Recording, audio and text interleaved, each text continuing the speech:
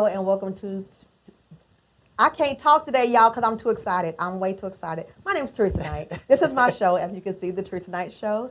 I thank you all for joining me here. Today's guest today, I am so excited because I have been so waiting to interview this young man. His name is Dr. Myron Hall. Give it up for him. Yay! All right. So let me explain to you who he is really quickly. I'm going to read just a little bit of his bio. He has a big bio, so I'm going to just pick out bits and pieces if you don't mind. All right, number one, he is a podiatrist. That means a foot doctor, foot and ankle surgeon, actually. And he has a great, big, diverse background. He was born in Cleveland, Ohio. He spent the majority of his childhood as a military dependent, residing in Germany, Florida, Georgia, Maryland, Kentucky, New York, and Tennessee. He's been everywhere, as you can see. And after completing high school, he went on to to live in the modest military community of Clarksville, Tennessee. And he got accepted into the Naval Academy Preparatory School, from which he gained congressional appointment to the U.S. Naval Academy. From there, we're just going to talk about where he is now. All right? Because this is like way big. He's done so much in his life. And let me just explain why I wanted him here before I let him talk. The reason why I wanted him here today is because what I know is that this young man has accomplished so much in his young life. Yeah. That's right. Yeah. In his young life. And I wanted people to be inspired by what he has accomplished. So let's get into it. So we just read that you lived everywhere as a child, but what was your childhood like? As you stated, and as you read through some of the places that I lived, I just reflect, and I was blessed. I had a blessed childhood, despite, my parents going through a divorce when I was 4. Okay. I was born in Cleveland, and parents divorced when I was 4. Of course, I have very few memories of that, possibly due to some trauma, being traumatized by it. But after that, my mom moved from Cleveland back to Florida, where she grew up. Now, let me ask you this question. When I just read that you were a military dependent, which parent was in the military? My stepfather. That's the part of the story I'm trying to get to, because it's significant. It's a huge, interesting story with a twist in my life that was only blessed by God. Okay. And I think for my mother, it was a blessing for her, because after she divorced my father, she moved back home to Tampa, Florida, where she went to high school. She was born in Marietta, Florida, which is in the Panhandle. Okay. But she had gone to high school in Tampa. 2 years later, her high school sweetheart found out she was back in Tampa and swooped her up. And they got married, and I became a military dependent. So therefore, I moved around with my stepfather and mother and my younger sister. And we lived in the states you mentioned, even lived in Germany, where I had some exceptional developmental experiences, just being exposed to athletics and just given a different level of confidence because of that exposure, knowing that I could survive in any environment, any culture. Right. Certainly. So, and I had grandparents who weren't at the highest level of education, but my grandfather retired from the Air Force, and he was an explorer, and it gave me the confidence and the interest in exploring. We used to study maps together. Oh, that's good. And I spent every summer with my grandparents after my mom divorced again. And even at times when she remarried, to give her and my stepfather some time together, we would go and spend every summer with my grandparents. He was retired. My grandmother, who only had a GED, had worked her way up to become a EKG technician. Oh, wow. And eventually, this is the type of lady and type of genetics I have. So she worked her way all the way up to a union representative for 1199, which is one of the largest, if not the largest, nurses union still today in the country. Wow.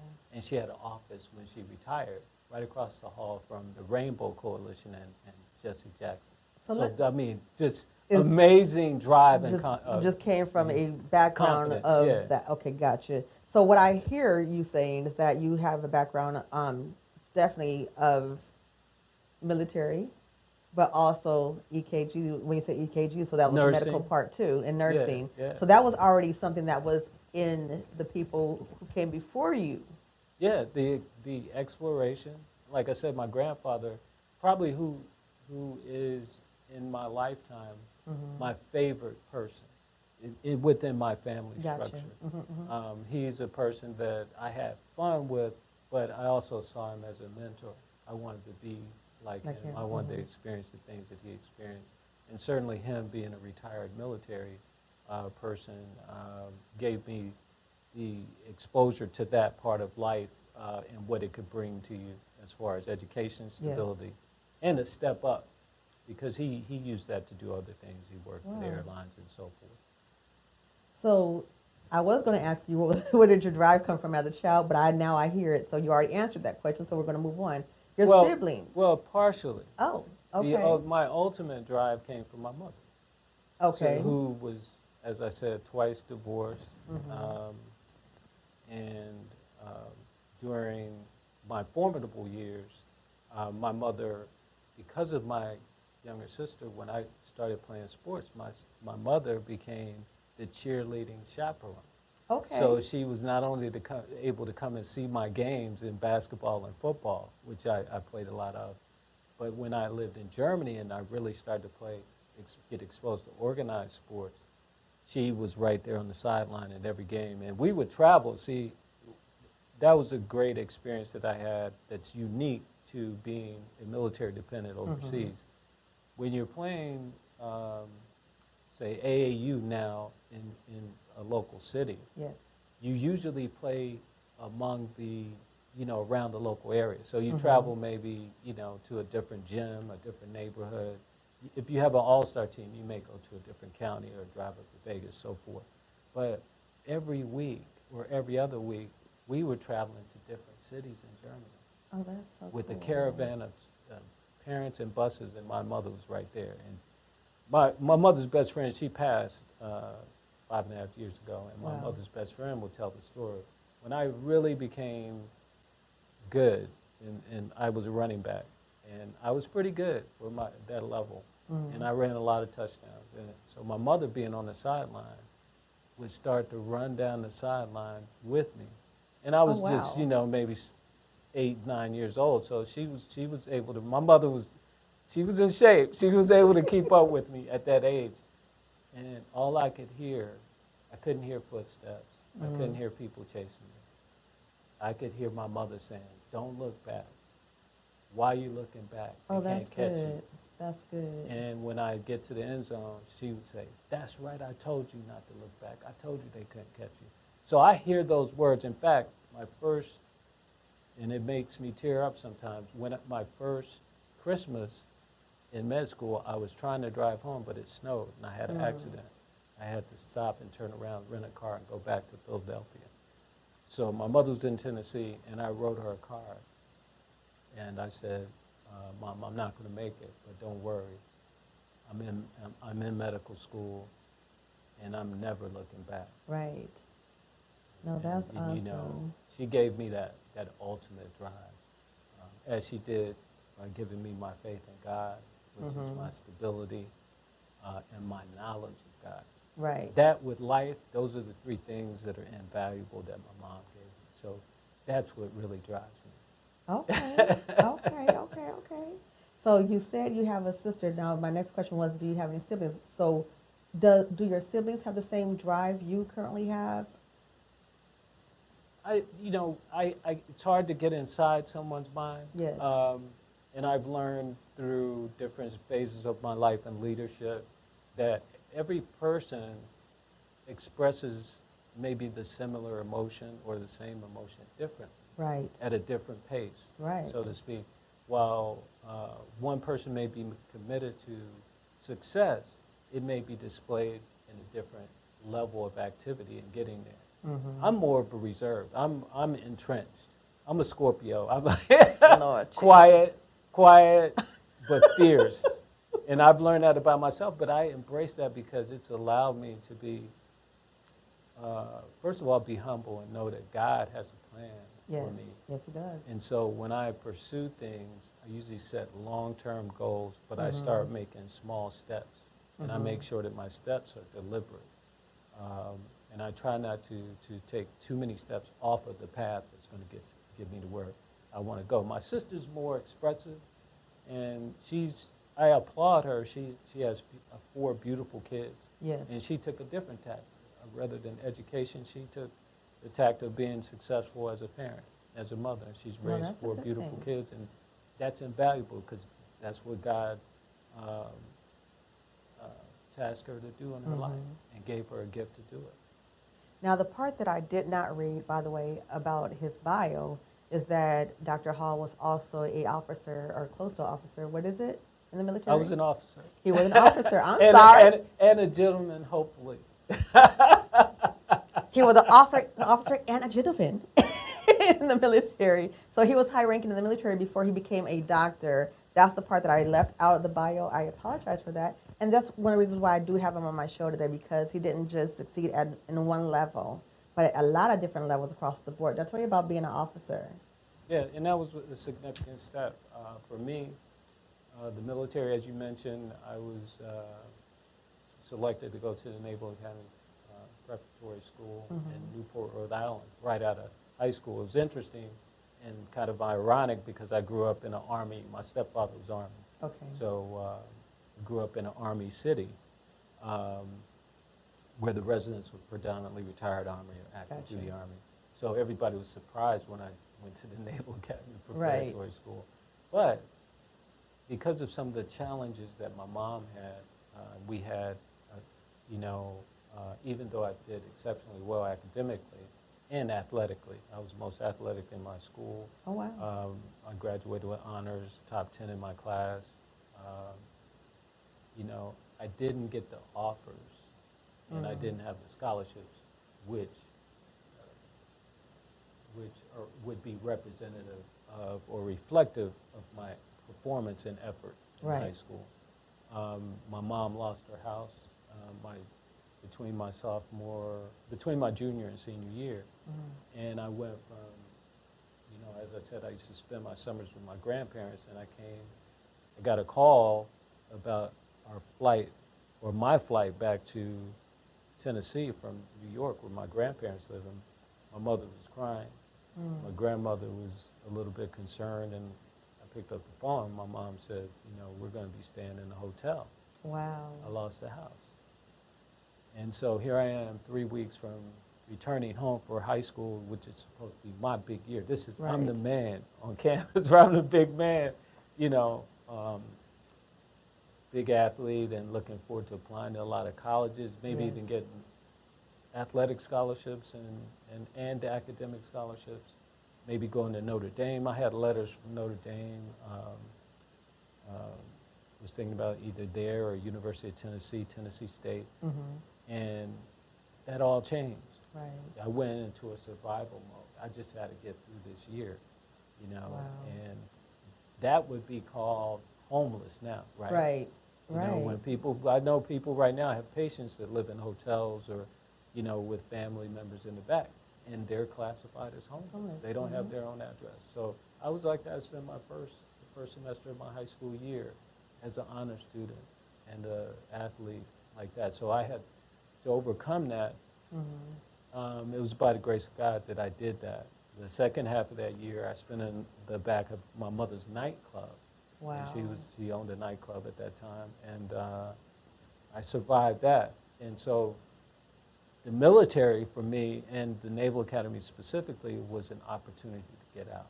It was really my last opportunity and my only opportunity at that time. So was it kind of like, from what I'm hearing you saying, it sounds like it was more like an escape from that, what you were I wouldn't say in. an escape because, as I said, the Scorpio kicked in. So I was going to be successful. I was going to do something. Right. It wasn't, I didn't want to escape anything. I never thought about that because, I love my mother. So I never thought about it. I need to get out of here because of that.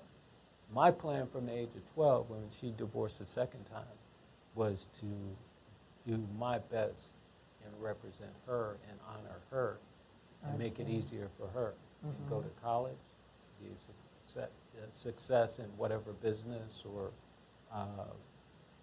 venture that I pursued. At that time, it was athletics, and I thought I was going to be an NFL player or even play in the NBA.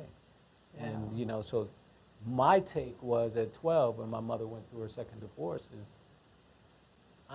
Mom can't pay for this, right? She can't pay for college like this. I'm not going to let my grades prevent me from getting an athletic scholarship.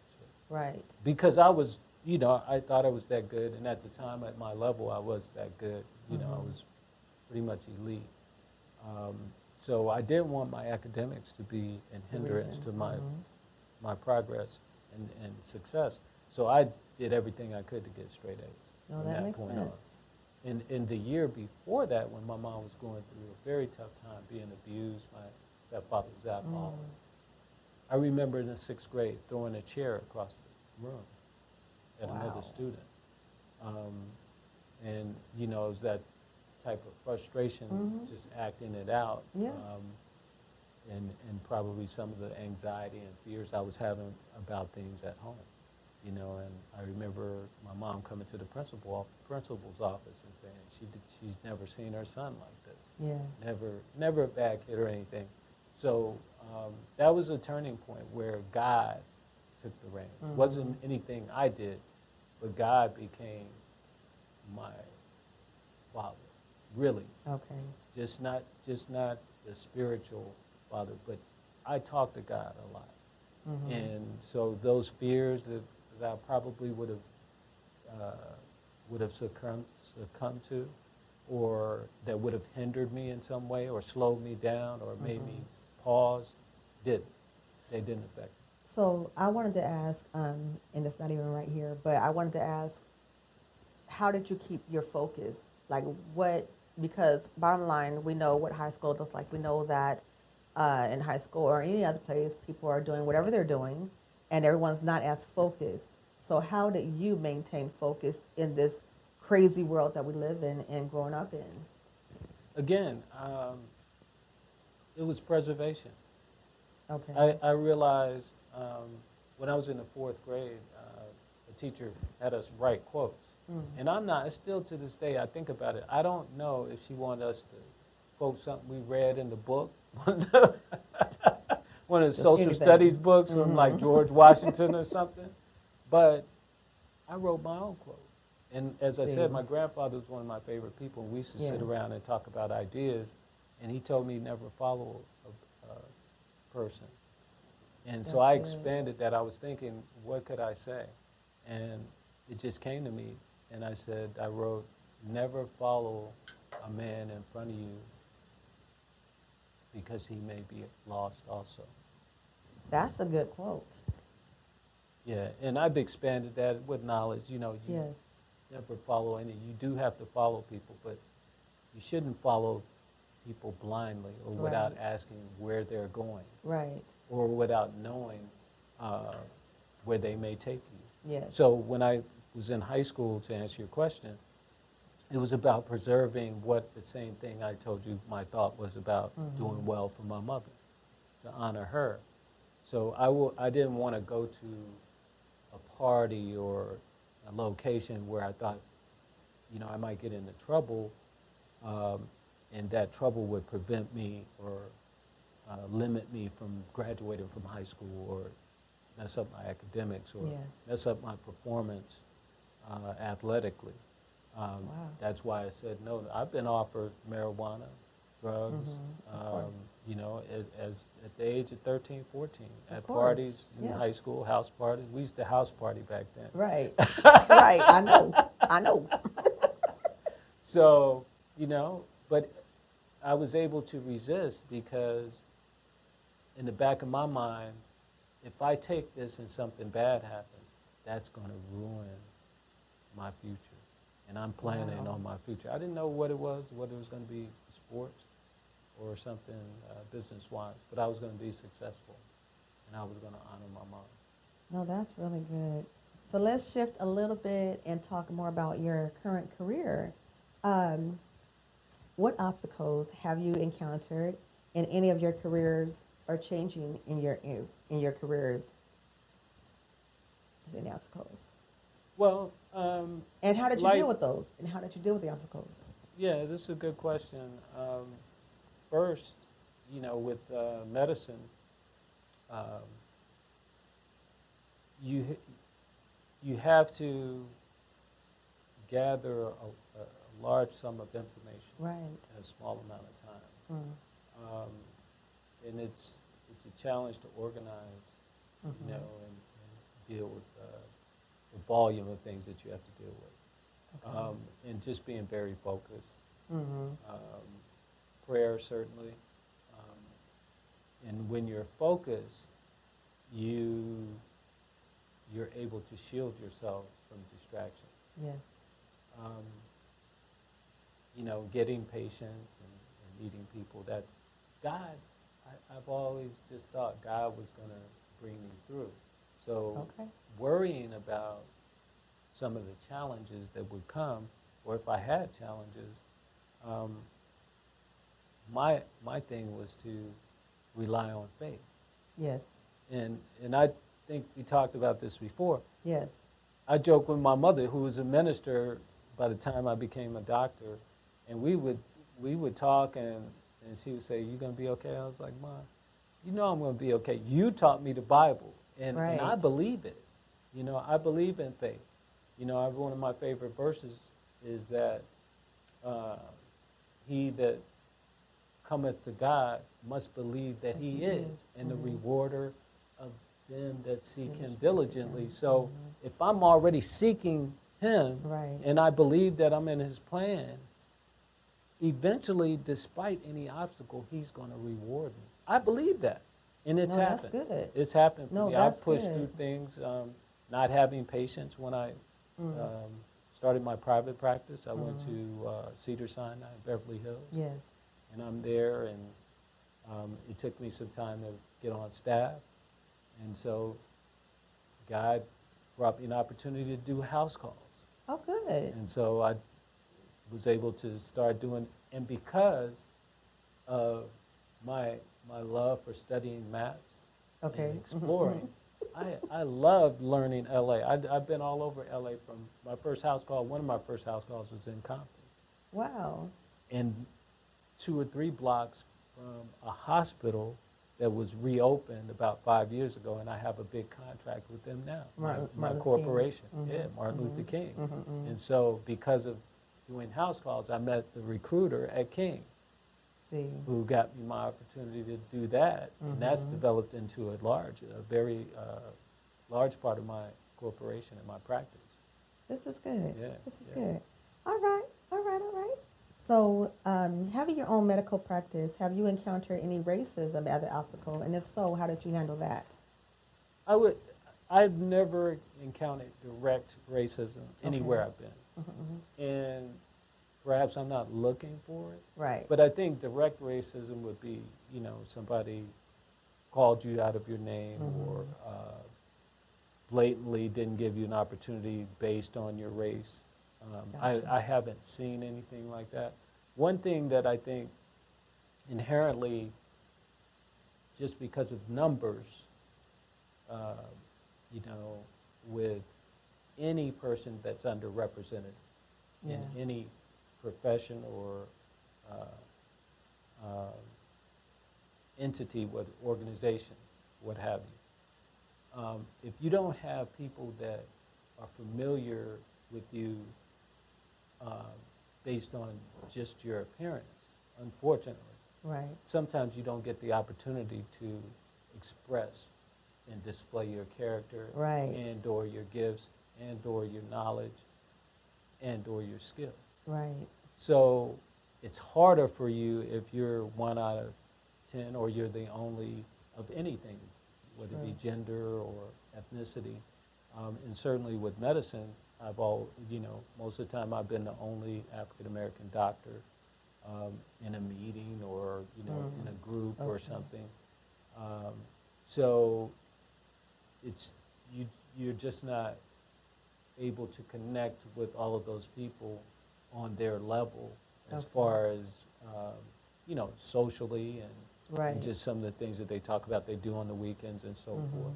So it's harder to build rapport, which lends itself to a more comfortable work environment, right?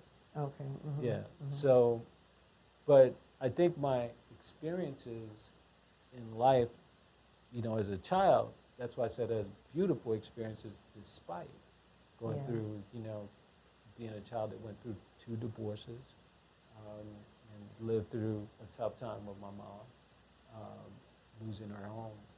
Um, those experiences helped me to, especially living in Germany, several different states, to understand how to work with different cultures Yes.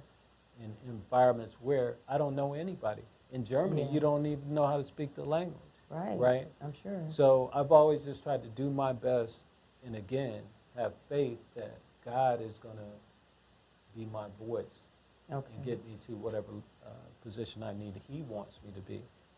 He's going to be my advocate at that interview meeting or interview meeting where people are going to come in and and I tell people I mentor this. I've been on interviews.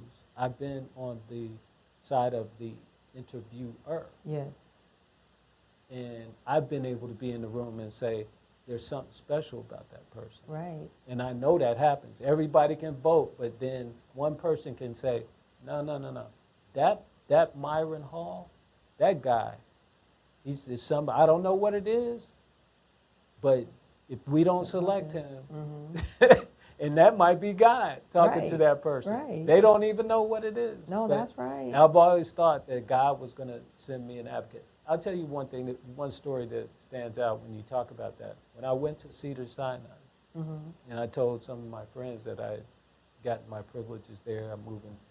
The hospital is at the junction of West Hollywood, Beverly Hills, and LA. Yes. It's technically not in Beverly Hills, people think it is, but you can go 2 or 3 blocks either way and be in either of those 3 cities. And so everybody's like, oh, you're going to Beverly Hills and, the Hospital of the Stars. And I was happy. It was a great achievement. Yes. One of my friends said, I know a few doctors. And he's not a doctor. And I'll preface it with that, but I'm going to introduce you to a few people. That's a And good I said, thing. that's a good thing, the right people. Right. But I told him, that's okay, I appreciate that. I'm blessed by that offer. But God is going to introduce me to the right people. Wow. And that's how I live.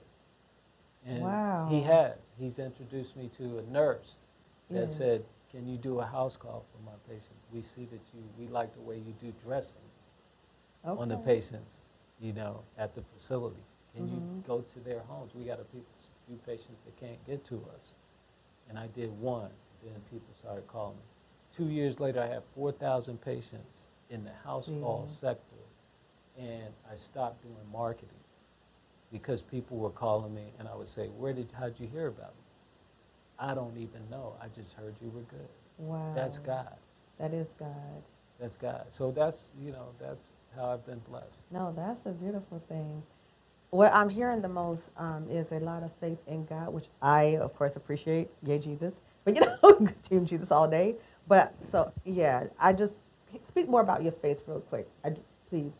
This is not a quote-unquote Christian show, but speak more about your faith, please, to the camera. Yeah, well, certainly faith for me is a relationship. Yes. It's not a practice. Yes. It's not a religion. It's a relationship. Mhm. And my mom was my earthly best friend before Right. she passed Mhm. in 2015, December. And we would talk just about every night. I could call her and ask her about anything concerning, challenges with my practice. Yes. If I'm going to be able to pay the office rent, so forth, have enough patients this month. And we would just, she would be my confidant. Yes.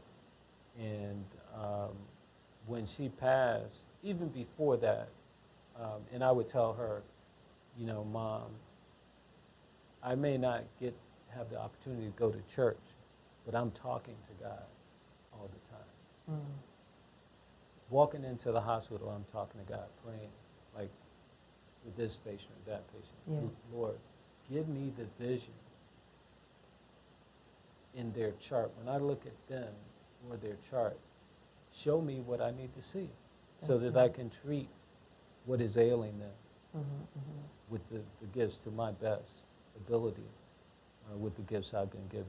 Right. And faith, to me, is knowing that what I've been taught about religion and the God that I know, that he's going to be there for me. He won't leave me.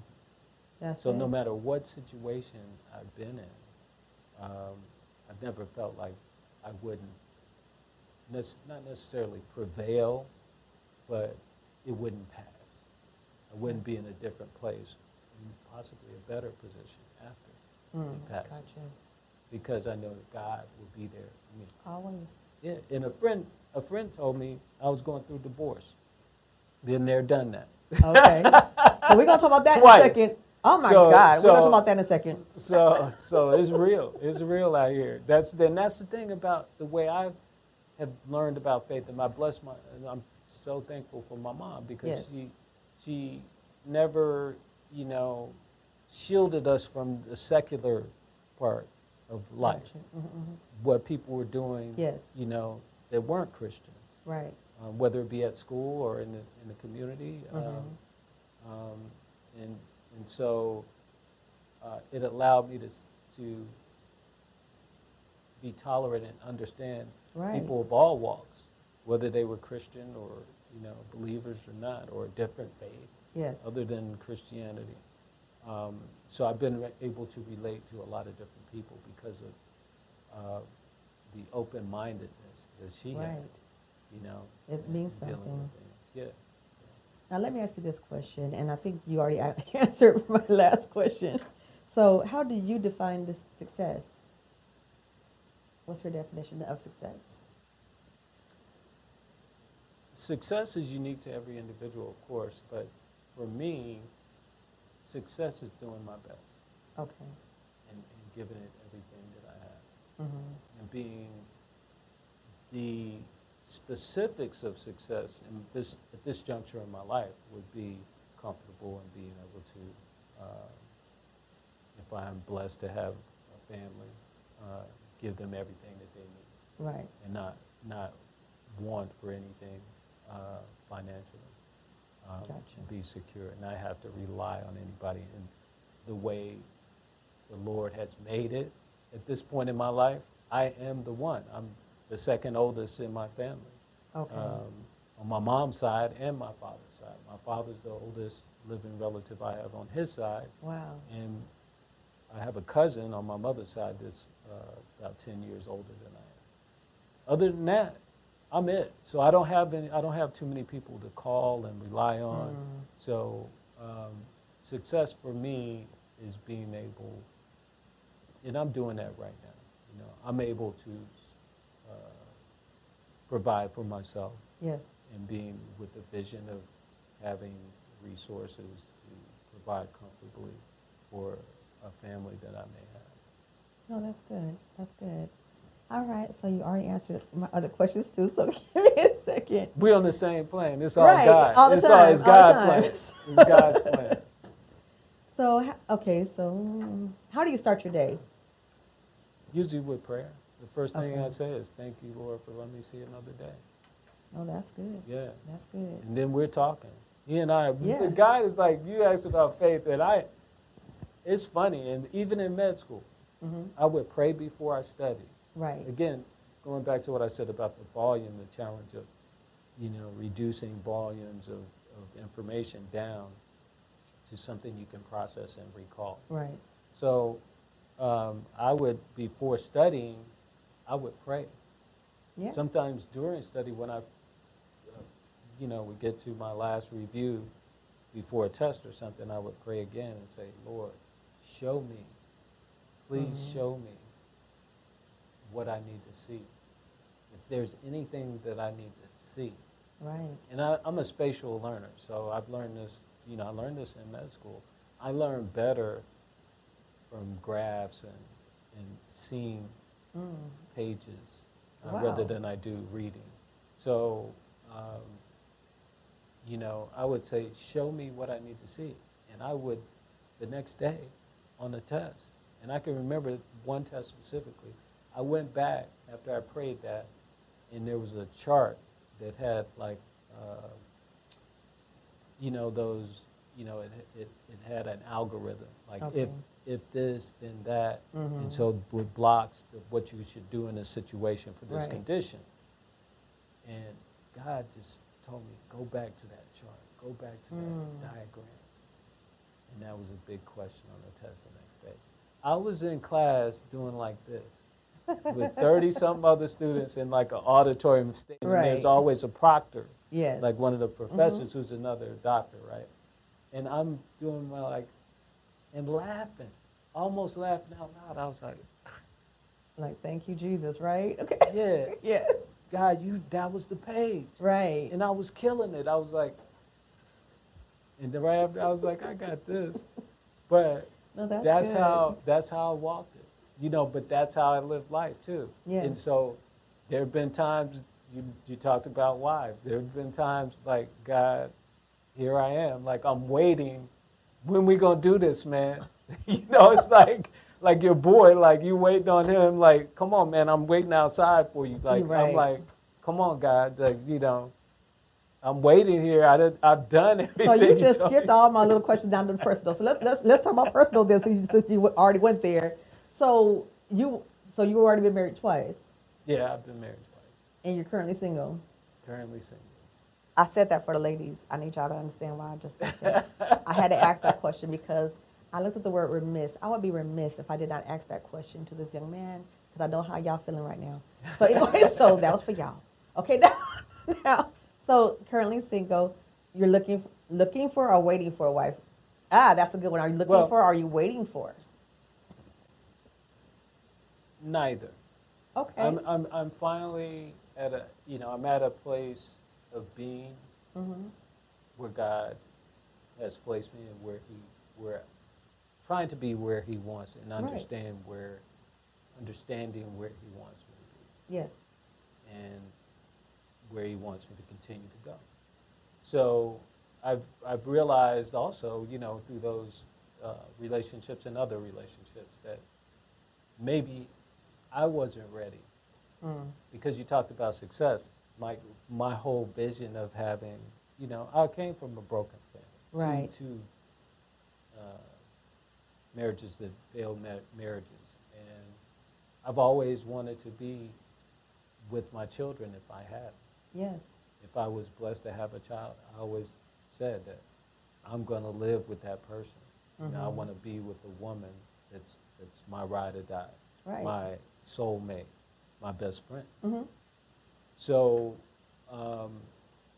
you know, but I also thinking back on situations, you know, as hard as I've had to work to build my practice in Beverly Hills and getting it to where I'm comfortable now and, Yes. you know, develop, you know, other contracts with my corporation and so forth, I've had to devote a lot of energy I would have otherwise had to sacrifice.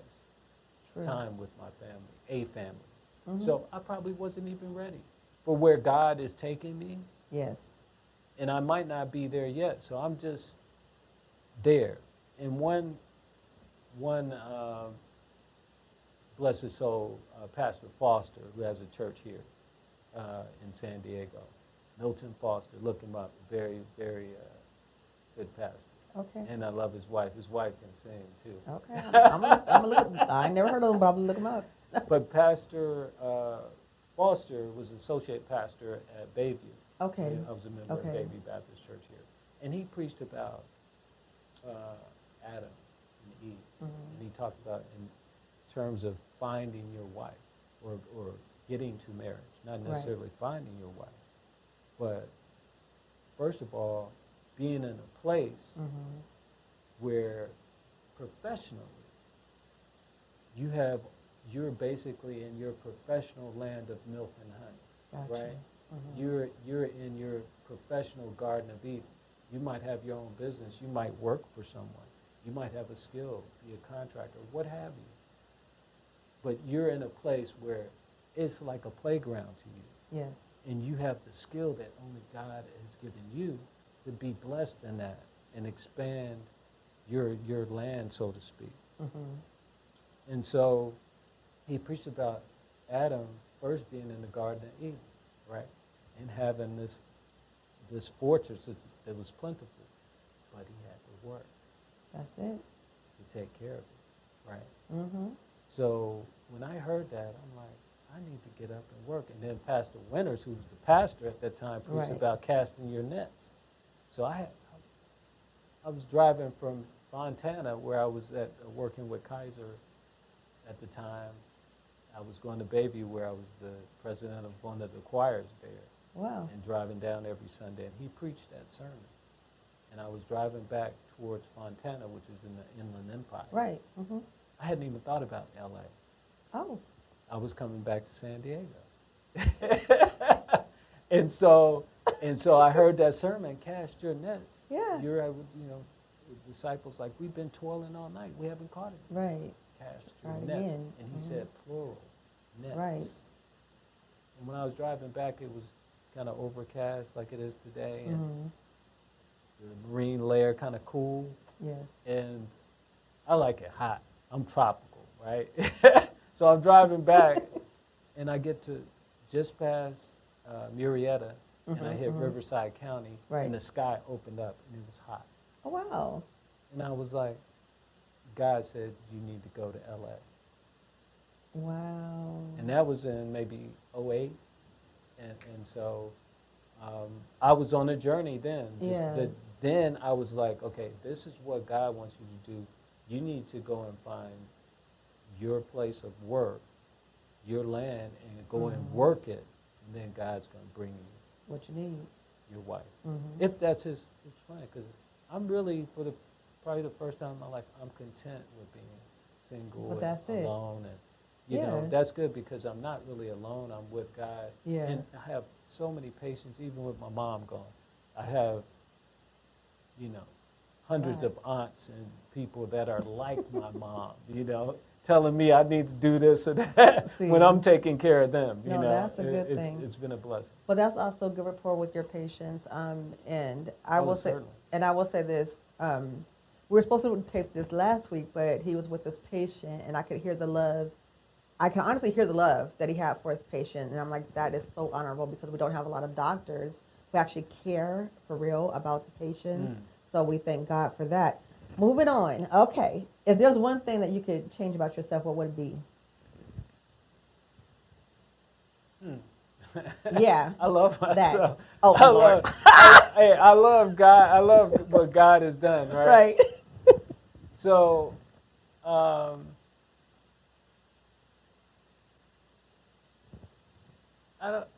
don't want to change anything, guys. Put About together. yourself? No. Really? I don't think like that. I never really thought I'm just thrown off. Like, Wow. I'm speechless to answer that question Okay. because this is what I really think, and I've learned this in being in medicine. Yes. People are so uniquely beautiful. True. There were things that I didn't like about myself when I was a child Right. or a teenager that I love as an adult. Yeah. I get that. And I remember thanking my mom about, just simple things like her skin, Okay. and I was like, Mom, I'm just blessed. And that's something that is not necessarily a big outwardly characteristic or anything like that, but I know it, And I have patients say, oh, doctor, your skin is so soft. Like, that's from my mom. And I've learned just little things like that. Means something. That, I've gotten from both parents. Yes. My father was a contractor. My biological father, who I only spent 4 years of my life living with, Okay. has contributed to my skills through genetics. And that's God. So I don't want to change that. I mean, we don't have a great rapport or relationship over time. Okay. I speak to him and I respect him as my biological father, but we Yes. just don't have that relationship. I have a stronger experience with my stepfather, Okay. during my formidable years. Mhm. But my father was a contractor. Mhm. My mother was a artist. Yeah. And so God put those two things together, and I'm doing what he blessed me to do, Right. working with my hands to help people through the skill that I've learned and developed as a surgeon. So we can, God has so many blessings to give all of us Mhm. uniquely. He's omnipotent, right? True. All powerful. Mhm. And, he has, if the world is his, we're just a small portion of it. He can give each one of us infinite blessings, and he has Yes. through different, unique gifts. Mhm. Mhm. I don't really care to look like somebody else. Or I don't Right. care to be like I heard a football coach say this one time. We want to turn the other team's advantage into an advantage to us as they attempt to use it more. That's good. And so when I look at some of my shortfalls and some of my, things that I don't like to do as well as somebody else, Mhm. like writing, I'm a doctor. Like, I don't have to write. Right. I'm not into writing papers and that type of thing. Let the research people do that. I'm about working with my hands, which I'm gifted to do. I'm glad, I'm blessed with that. Now I'm Yes. able to do it. I had a nickname. I did have big feet when I was growing up. So one of my nicknames growing up was Foot, Okay. which is kind of like, as an 8th grader, like people calling me Foot, like, man, come on, like Bigfoot or whatever. Right. I mean, that wasn't really like a fun nickname. Of course. Not. Right, right, Yeah. right. We were at track practice and one of my friends couldn't fit I couldn't fit his track shoes Mhm. because he wore like a size 8. I wore a 10 already.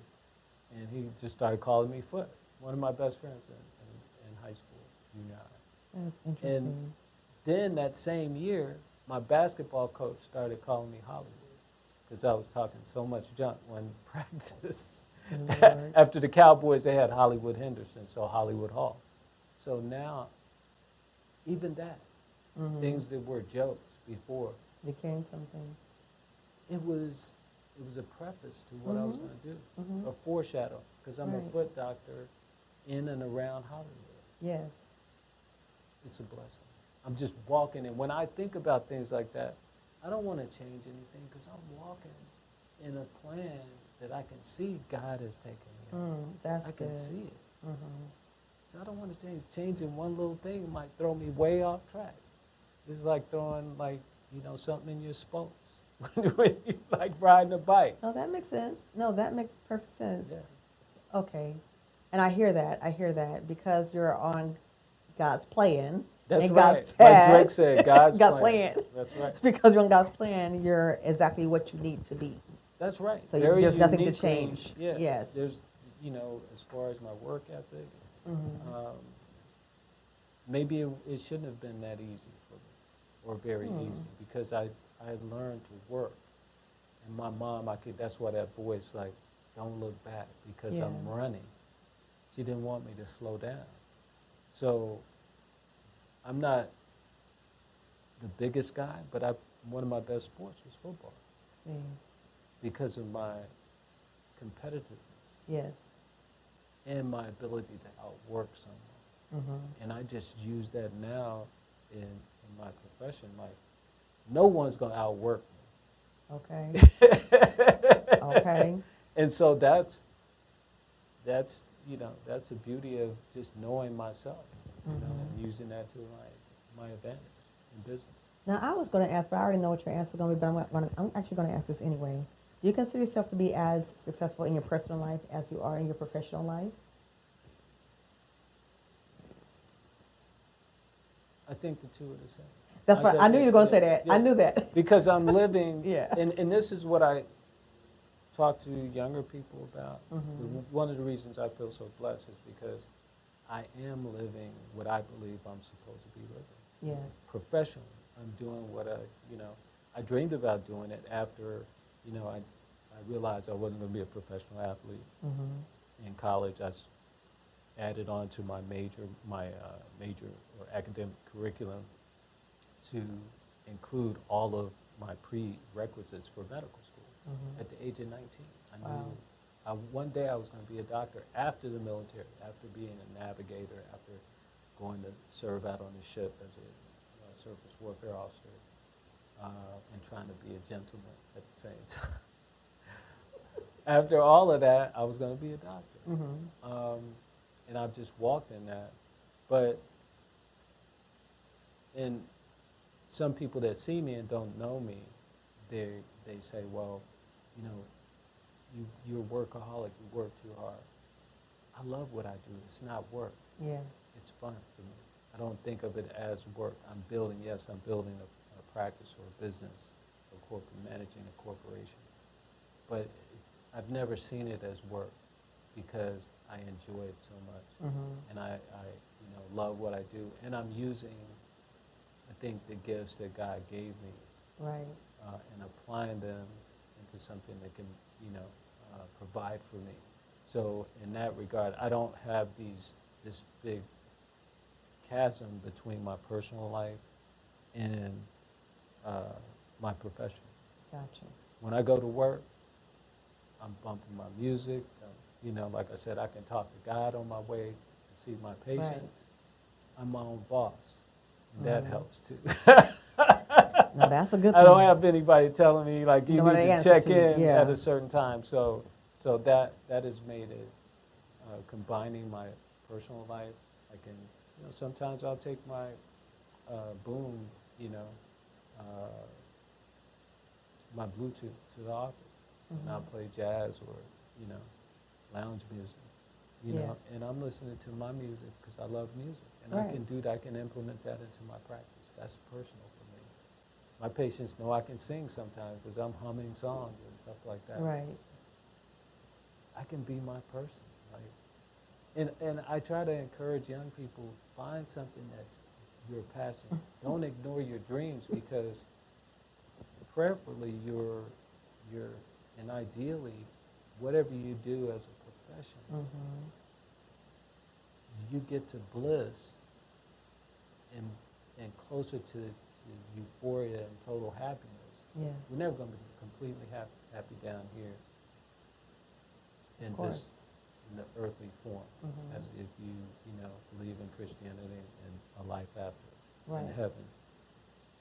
It can't be perfect. Life is not going to be perfect, but you can get to your happiest place by having a profession that falls in line with your passion. That's one it. Of your passions. That's it. And I've been blessed to do that. And you can build that.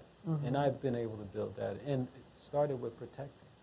Like I said, preserving myself through high school and resisting some of the peer pressures, and, some of the bad offers. Oh, that's good. I was going to ask, and I was reminded actually to go back and ask this question. Do you see the need to help others become successful? And if so, what are you doing to help currently? Yeah, I think we all should give back. There's a quote in one of the hospitals where I work and see patients, rather, and it says something to the effect, there's a land that we have and we saw, and we should preserve that for our children. Yes. And it's not just a physical part of land or property, but it's a mental space as well, and things that we've learned and we've been able to see in life through our experiences we should share with the others so that they can walk through this easier and maybe better, and hopefully go further. And so I enjoy mentoring. One of the things I was going to do before medicine, I remember my mom and I, again, sitting down right before I got accepted to medical school. I went back home, got out of the Navy. I went from San Diego to Tennessee, stayed with my mom, and I was doing some interviewing. Had some great job offers with great companies, GM, Xerox, six figures, so forth. But I knew I wanted to be a doctor. Yeah. And I also was still toiling with the athletic side Okay. and sports. So the other thing I've always wanted to do was coach and teach. Okay. But coaching with, teaching so that I could be a high school coach and then Yeah. maybe go on to college and professional. So I was back home and I went to see my high school coach, basketball coach. And he said, it's great timing. I'm retiring in a couple of years. You got that seat. And we were in the gym. He said, you sit right by me for a couple of years and you got the job. Oh, wow. So I had two, things that Competing interest. were my passions. And I went, my mom got home from work and we were sitting down on her couch. I'll never forget. And it was tough because I really love basketball and coaching. And this ties into the mentoring thing. And she said, you can always coach and teach, Yeah, but you can't always go to medical school. that's the truth. In the conversation. Mother was wise. So, and that's true. So now I'm coaching and teaching residents in the hospitals. Okay. I'm teaching patients. And as far as mentoring, I do have a couple of students that come when they're off during the summer. Okay. They're pre-med students in college. They come to the office and they shadow me and ask whatever they want, see what they need to see, or whatever they want to see. And I have one student, he just started med school at Temple University in Philadelphia. And he's doing well. He got accepted to 10 medical schools, including USC, My God. UC Irvine, NYU, which This is, good. that's Lango Medicine on Sirius XM. I mean, Right. that is the doctor's radio station. And I have a young lady that's at Tufts now. She shadowed me this summer. So I do things like that. I always will give back. Okay, good. All right, my last question of the day, I think, maybe, is what is your next thing on the list for you to accomplish? What is your next goal, achievement? What is it? Whatever's in God's plan. It's all God's plan. I have some aspirations. I'd like to. I have several ideas Okay. and writings that I have worked on for Yes. 10 or 15 years. One which is kind of a mentoring book. Okay. I'd like to speak to as many kids and people as I can to inspire them to achieve whatever it is that means success to them. Yes. And you asked about success.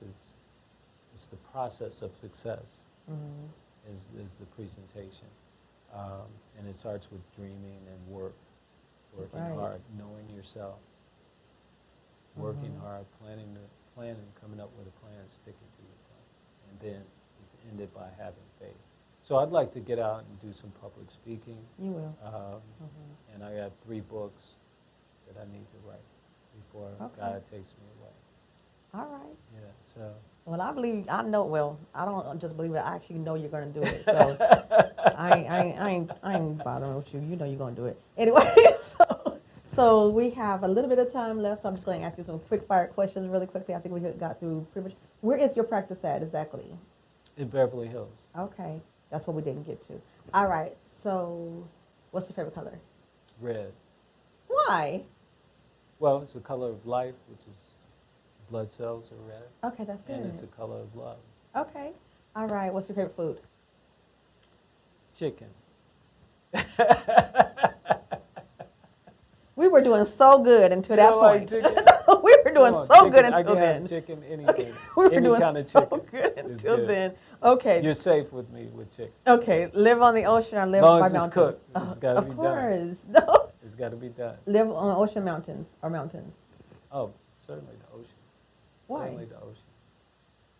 I just love the ocean of all, water of all the elements is so unique. It forms, I heard one of my favorite movies, first movie I ever remember seeing with my mother, Enter the Dragon Yes. with Bruce Lee. I heard, I have a special edition of that, And at the end of that, the special edition has an interview. Yeah, he breaks it and, down. Mm-hmm. and he breaks it down. Mhm. He's like, be like water. Yes, I know. Water forms to whatever vessel it's put in. Yes. Mm-hmm. So you can be malleable and you can fit into, Anywhere. wherever you need to, where God places you. Yeah. But water is also one of the most powerful elements that we Yeah. have. It can move things, it can destroy things, as we see, unfortunately, with the hurricanes. Yes.